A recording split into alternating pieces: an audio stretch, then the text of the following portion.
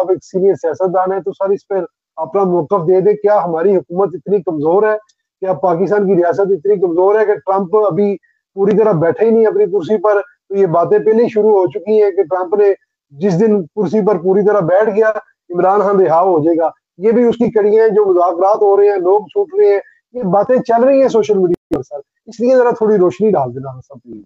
मैं अर्ज ये करूंगा, इसमें कोई हकायक पर मबनी बातें नहीं, बड़ा सीधा है।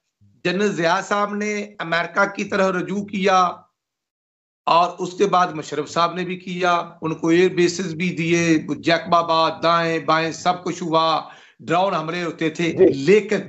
लेकिन साहब ये तारीख गवाह है कि जब 12 मई 1998 को इंडिया ने 4 धमाके किए तो अल्हम्दुलिल्लाह 28 मई 1998 को मोहम्मद नवाज उस वक्त के प्राइम मिनिस्टर और आज के हुकूमती पार्टी के सरबरा मोहम्मद नवाज शरीफ ने 4 धमाकों के मुकाबले में 28 मई 1998 को अल्हम्दुलिल्लाह 6 धमाके किए थे। ईंट का जवाब पत्थर से दिया था।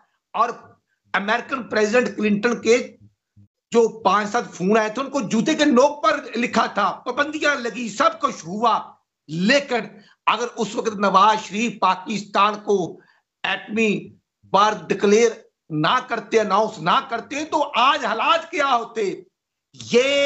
ये खान साहब मुनासिब नहीं मैं कोई ऐसी बात करूं।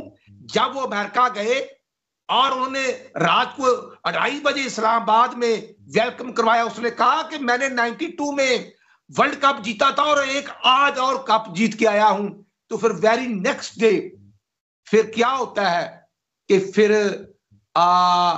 2019 में मोदी ने मकबूजा कश्मीर पर 370 आर्टिकल और 35A का वहां पर लागू करके कब्जा कर लिया था और ट्रंप को बोल का कहा गया था।